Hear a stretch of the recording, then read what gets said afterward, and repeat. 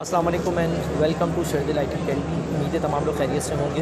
मैंने सोचा कि मैं आप लोग को वीडियो में सारी चीज़ें शेयर करूं कि जेटेक्स अफ्रीका का जो एग्जीबिशन था उसमें हमने पार्टिसिपेट कैसे किया, कैसे टिकट लिया, कैसे वीज़ा के लिए अप्लाई किया, क्या क्या प्रॉब्लम्स आई। सो मैं पूरी जर्नी आप लोग को शेयर करता हूँ।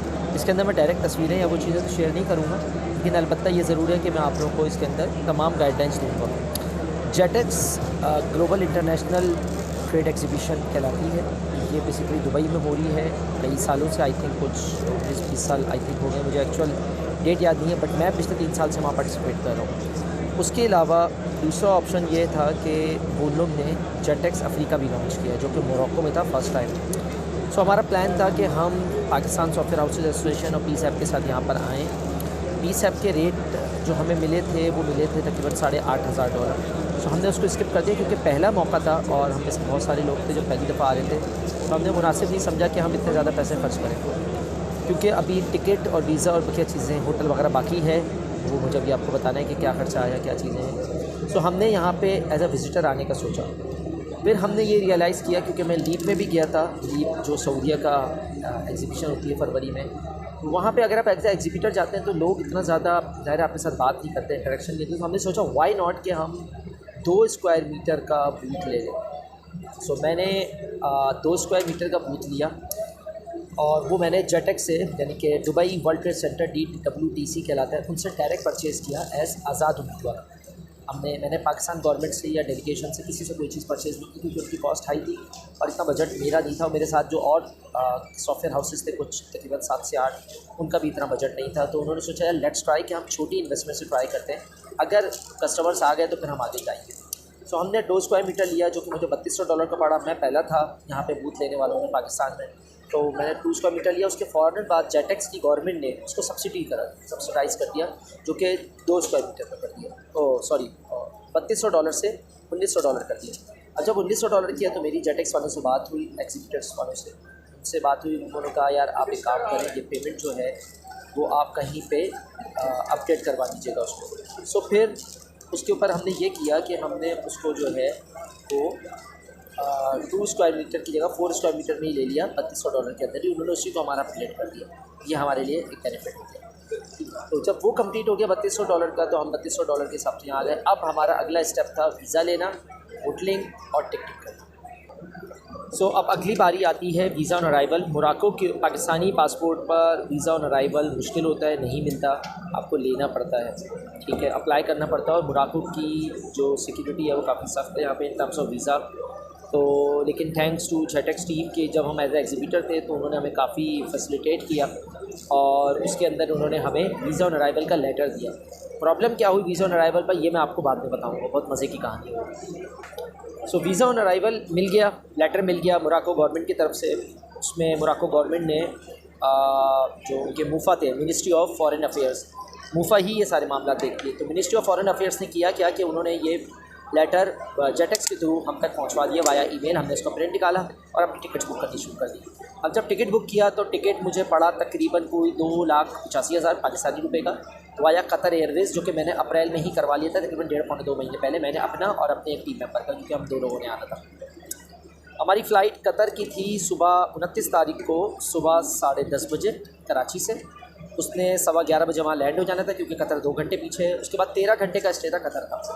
अब कतर के अंदर जाते वक्त हमने क्या किया, ये तो हो गया 2,85,000 का जो हमने बूथ लिया, ठीक है। जब ये बूथ हमने टिकट ले लिया, तो टिकट लेने के बाद फिर अगला स्टेप ये हुआ कि हमें कराची एयरपोर्ट पर रोक दिया उन्होंने कहा वीज़ा ऑन अराइवल का हमें कुछ नहीं पता, क्या होता है क्या नहीं होता, आपके पास टिकट वीज़ा कहाँ है। सो अनफॉर्चुनेटली हमारी जो गवर्नमेंट है उनको भी नहीं पता। तो जो लोग थे कतर एयरवेज़ वाले, उनको नहीं आइडिया था। मैं आखिरी पैसेंजर था जिसको उन्होंने अलाउ किया, बड़ी मुश्किल से। और दुआएं पढ़ते रहे कि यार किसी तरीके से निकल जाएं, क्योंकि ओके टू बोर्ड का स्टैम्प हमारा उसमें लगा हुआ था वीज़ा के ऊपर, बट टिकट पर नहीं था। तो एक ऑनलाइन ऑप्शन होता है SSR और OSI, तो हमारा OSI में अपडेट था, SSR में अपडेट नहीं था। अब ये ट्रैवल वाले बता सकते हैं कि OSI और SSR क्या चीज़ है।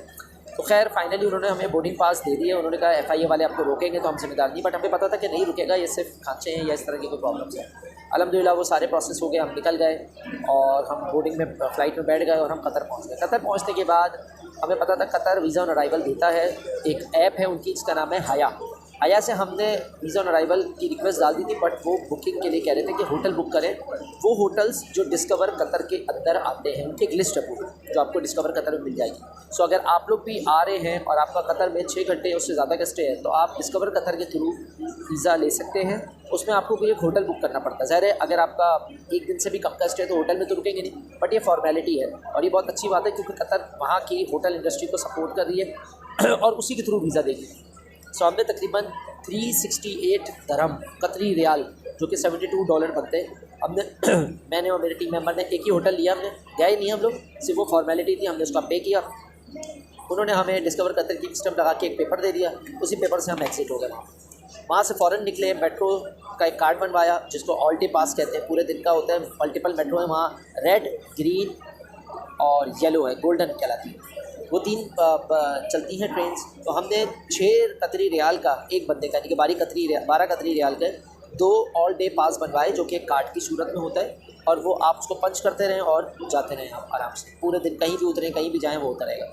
सबसे पहले हम वहाँ से निकल के मशारिफ गए। मशारिफ एक इंटरसेक्शन है जहाँ से ग्रीन लाइन से रेड लाइन और येलो लाइन में कन्वर्ट होती है। तो हम रेड लाइन से उतरे और हम येलो लाइन से चले गए कतर का जो मॉल है, कतर मॉल का रहता है, मॉल ऑफ कतर। वहाँ गए, खाना वाना खाया, थोड़ा देखा, फिर हमारे पास थे मज़ीद कोई 7-8 घंटे। फिर हम वहाँ से दोबारा मशारिफ आए और मशारिफ से फिर हम लोग गए म्यूज़ियम देखा, बहुत अच्छा म्यूज़ियम था, म्यूज़ियम ऑफ द फ्यूचर, और एग्रीकल्चर और उनकी हिस्ट्रीज वगैरह सारी हैं। और उसके बाद फिर हम वापस आके सोकुत दहर है बराबर में ही उसके, वहाँ गए और वहाँ से घूम फिर कर रात में तकरीबन 11 बजे तक हम लोग वापस कतर एयरपोर्ट आ गए थे। 1 बजे की हमारी फ़्लाइट थी, 35 की। अच्छा, वहाँ से फिर हम 1:35 पे उड़े मोरक्कन एयरवेज से। हमने शायद अपने टिकट पे देखा नहीं था कि कतर की फ़्लाइट सिर्फ कतर तक है, कतर से आगे तक की नहीं। तो मोरक्को की लोकल फ़्लाइट हो रही थी मोरक्कन एयरवेज़ की, वो हमें लेके उड़ी और 7.5 घंटे लगे कासाब्लांका एयरपोर्ट पहुँचने। रात का 1-1:30 बजे का वक्त था कतर से, और सुबह हम लोग तकरीबन कोई 7:30 बजे पहुँचे। वजह क्या है, कतर से कासाब्लांका 2 घंटे मज़ीद पीछे है, तो पाकिस्तान से 4 घंटे पीछे होता है।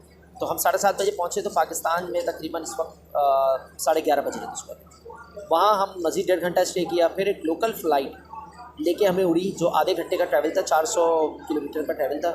नॉर्मली जहाज़ जो होता है ना वो 800 किलोमीटर का होता है, तो 400 किलोमीटर या 350 किलोमीटर की ट्रैवलिंग थी जो आधे घंटे में कवर हो गई। और हम कासाब्लांका से मराकेश एयरपोर्ट पर उतर गए। मराकेश एयरपोर्ट पर उतरने के बाद स्टिल हमारे पास वीज़ा ऑन अराइवल था, तो हमें जो बूथ होता है इमिग्रेशन का, वहाँ से उन्होंने हमें मूव कर दिया पुलिस के रूम में।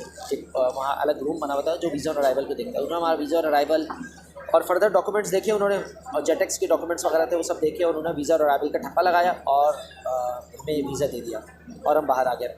बाहर आने के बाद हमने सबसे पहले करेंसी चेंज की। याद रखिएगा करेंसी मोरक्कन दरम कहलाती है, मोरक्कन दरम MAD कहलाती है। MA का मतलब मोरक्को है, D का मतलब दरम है। ये मोरक्कन दरम पाकिस्तानी 27 रुपये का पड़ता है और $1 10 मोरक्कन दरम के बराबर होता है। तो हमने किया ये, हमारे पास कुछ कतरी रियाल थे और कुछ मेरे पास बहरीन दुबई के दरम थे। तो दुबई का दरम जो है वो यहाँ पे तकरीबन 2.5 रुपये का है, मतलब एक दुबई का दरम यहाँ के 2.5 रुपये के बराबर है। तो खैर हमने 500 बहरीन दरम के ऊपर 1250 जो मोरक्कन दरम है वो हमने परचेज़ कर लिया। सो जब हमने मोरक्कन दरम ले लिया, अच्छा मैं कुछ डॉलर साथ में लेकर आया था क्योंकि यहाँ पे ज़ाहिर है पाकिस्तानी कार्ड वार्ड तो इतने चलते नहीं हैं। तो यहाँ पे खाने का भी रफली आइडिया बता दूँ, मैंने होटल booking.com से बुक करवा लिया था यहाँ के लिए, मोरक्को के लिए। सो मोरक्कन हाउस के नाम से होटल था, 2 बंदों का हमने 250 यूरो में करवा लिया था। अच्छा, यूरो क्यों यहाँ चलता है? और यहाँ की ज़बान जो प्राइमरी है वैसे तो अरबिक है, लेकिन यहाँ सबसे ज़्यादा आपको फ्रेंच बोलने वाले मिलेंगे। रीज़न क्योंकि कासाब्लांका जो है वो यूरोप के बिल्कुल नीचे आता है और स्पेन, इटली ये सारे पड़ते हैं ऊपर।